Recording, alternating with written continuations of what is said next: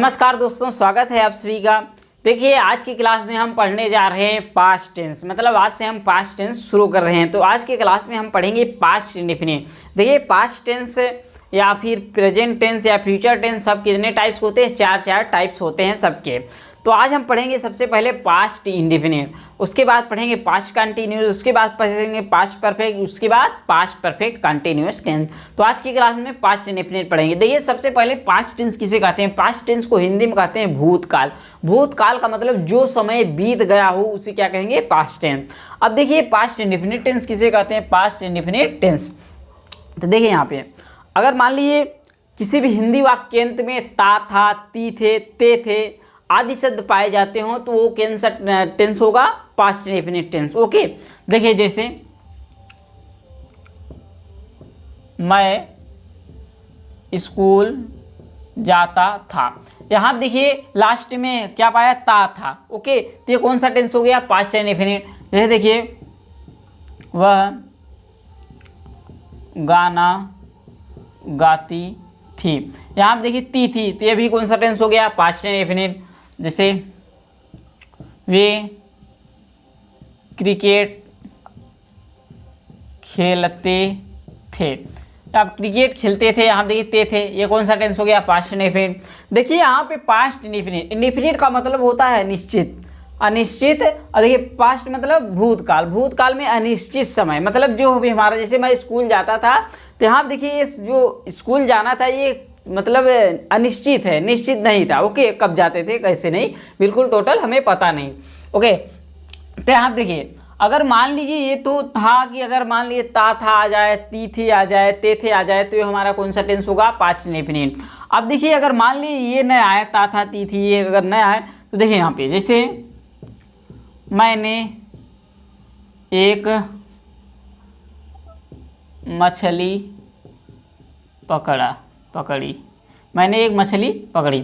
अब देखिए यहाँ पे मछली पकड़ी, देखिए यहाँ पे जो ये हमारा कार्य है, ये जो कार्य है मतलब जो भी हमने कार्य किया, इसमें जो भी कार्य हुआ वो किस में हुआ? पास्ट टेंस में। मतलब पास्ट टेंस मतलब भूतकाल में हुआ, और ये क्या है? अनिश्चित समय में। अब देखिए, जैसे उसने टीवी देखा, उसने टीवी देखा, ये भी कौन सा टेंस है हमारा? Past indefinite. ओके, जैसे तीसरा, वह बाजार गई।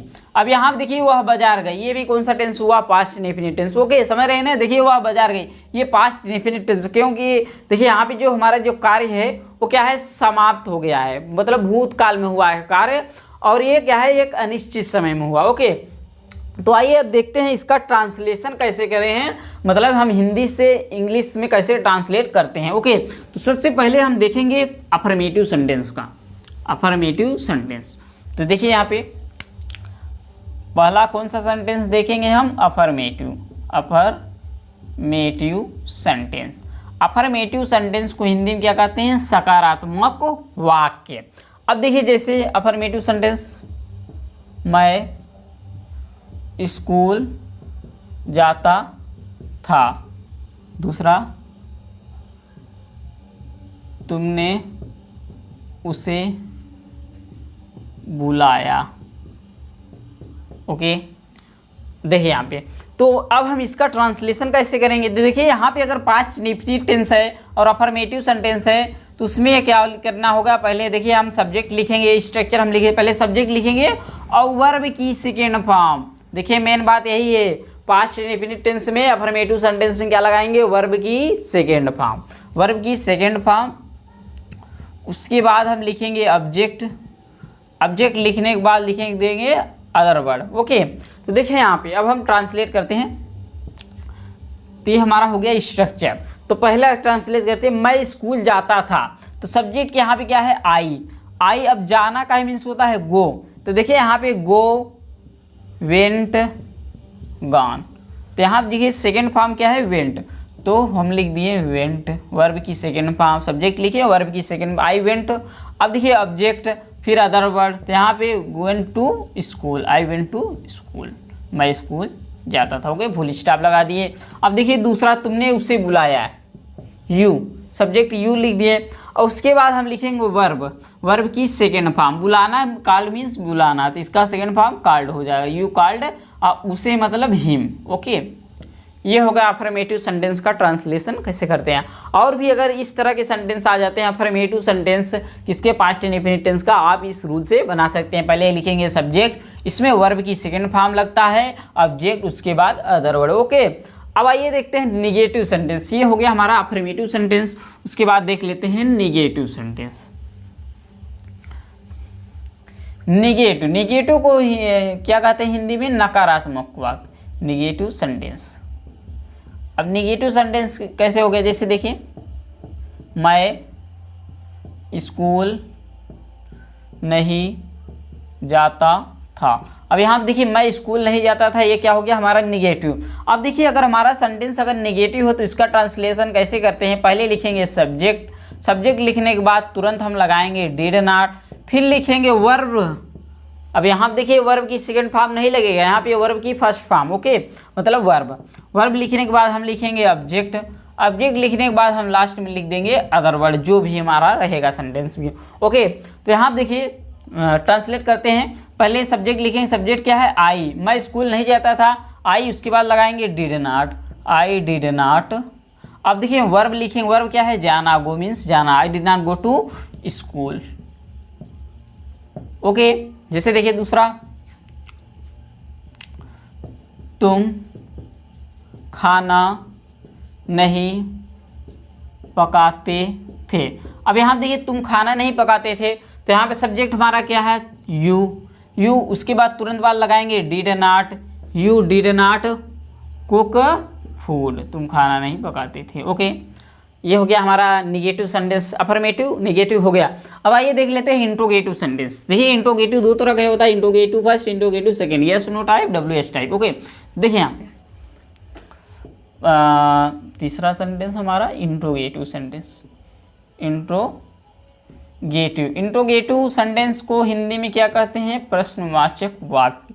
प्रश्नवाचक वाक्य इंट्रोगेटिव सेंटेंस किसे कहते हैं, जिसमें प्रश्न पूछा जाए। जैसे देखिए ये इंट्रोगेटिव हमारा फर्स्ट है, दे जैसे क्या तुम स्कूल जाते थे। अब देखिए यहाँ पे क्या तुम स्कूल जाते थे, तो ये इसे यस नो टाइप कहते थे, क्योंकि देखिए अगर हम आपसे पूछे क्या तुम स्कूल जाते थे तो आप क्या कहेंगे, हाँ या नहीं, जाते थे तो कहेंगे हाँ, तो मतलब यस नो टाइप। इसका जवाब किस में आया, यस में या फिर नहीं में। ओके, इसलिए यस नो टाइप। तो इसको ट्रांसलेट करने के लिए सबसे पहले देखिए क्या करना होता है, सबसे पहले लिखना होता है डिड। ओके, फिर लिखना होता है हमें सब्जेक्ट, डिड के लिखने के बाद हमें लिखना होगा सब्जेक्ट, फिर लिखना होगा वर्ब, वर्ब की फर्स्ट फॉर्म ध्यान रखिए, उसके बाद लिखना होगा हमें ऑब्जेक्ट, ऑब्जेक्ट लिखने के बाद हमें लिखना होगा अदर वर्ड, लास्ट में क्वेश्चन मार्क लगा देंगे। ओके, चलिए ट्रांसलेट करते हैं। पहला तो देखिए यहाँ पे क्या तुम स्कूल जाते थे, अगर देखिए यहाँ पे क्या पहले आया तो पहले क्या लगाएंगे डिड, डिड, उसके बाद सब्जेक्ट लिखेंगे, सब्जेक्ट क्या है हमारा यू, डिड यू। अब वर्ब, वर्ब क्या है हमारा जाना, डिड यू गो, उसके बाद ऑब्जेक्ट फिर other verb, did you go to school, school last में question mark, sign of interrogation. Okay, अब दूसरा एक देख लीजिए, और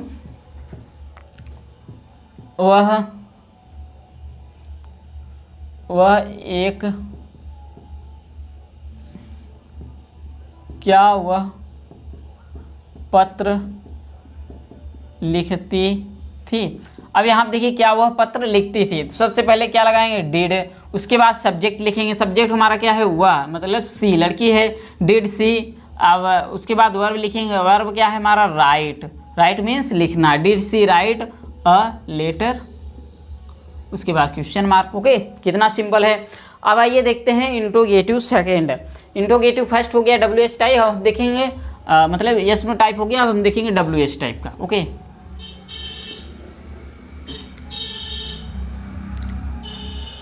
ये चौथा हमारा WH टाइप, मतलब WH टाइप, ये कौन सा है, इंट्रोगेटिव सेकेंड। देखिए यहाँ पे इंट्रोगेटिव सेकेंड कैसे, जैसे तुम स्कूल क्यों जाते थे। दूसरा देख लीजिए, जैसे वह कब पढ़ता था। अब देखिए यहाँ पे वह कब पढ़ता था, तो इसको ट्रांसलेट करने के लिए हमें सबसे पहले क्या लिखना होगा, interrogative words. Interrogative words. Interrogative words क्या होते हैं, क्या, क्यों, कब, कैसे, ये सब क्या है इंट्रोगेटिव। जैसे यहाँ पे क्या है, क्यों क्या है, इंट्रोगेटिव वर्ड्स है। इंट्रोगेटिव वर्ड्स लिखने के बाद हमें लगाना होगा डिड। ओके, डिड लिखने के बाद हमें लिखना होगा सब्जेक्ट। सब्जेक्ट लिखने के बाद हमें लिखना होगा वर्ब। वर्ब लिखने के बाद हमें लिखना होगा ऑब्जेक्ट। ऑब्जेक्ट लिखने के बाद हमें लिखना होगा अदर वर्ड, लास्ट में मार्क ऑफ इंट्रोगेशन। ओके, तो देखिए यहाँ पे पहला ट्रांसलेट करते हैं। पहले इंट्रोगेटिव वर्ड्स लिखेंगे। इंट्रोगेटिव वर्ड्स यहाँ पे क्या है, क्यों, तो व्हाई मीन्स क्या होता है, क्यों, व्हाई। उसके बाद लगाएंगे डिड, व्हाई डिड। उसके बाद देखिए यहाँ पे सब्जेक्ट, सब्जेक्ट हमारा क्या है, यू, व्हाई डिड यू। उसके बाद फिर लिखेंगे वर्ब, वर्ब क्या है हमारा जाना, why did you go to school.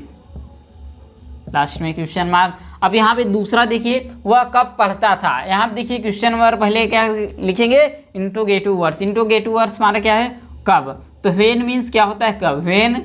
अब उसके बाद लिखेंगे डिड, व्हेन डिड। अब सब्जेक्ट हमारा क्या है, he, when did he read. Verb लिख देंगे लास्ट में क्वेश्चन मार्क। ओके, ये हो गया पास्ट इंडेफिनिट कंप्लीट। ओके, देखिए दोस्तों ये सब कंप्लीट हो चुका है, मतलब पास्ट इंडेफिनिट टेंस कंप्लीट हो चुका है। जो भी ना समझ में आया, कन्फ्यूजन हो, आपको कमेंट करके जरूर बताइए। चलिए मिलते हैं नेक्स्ट वीडियो में, धन्यवाद।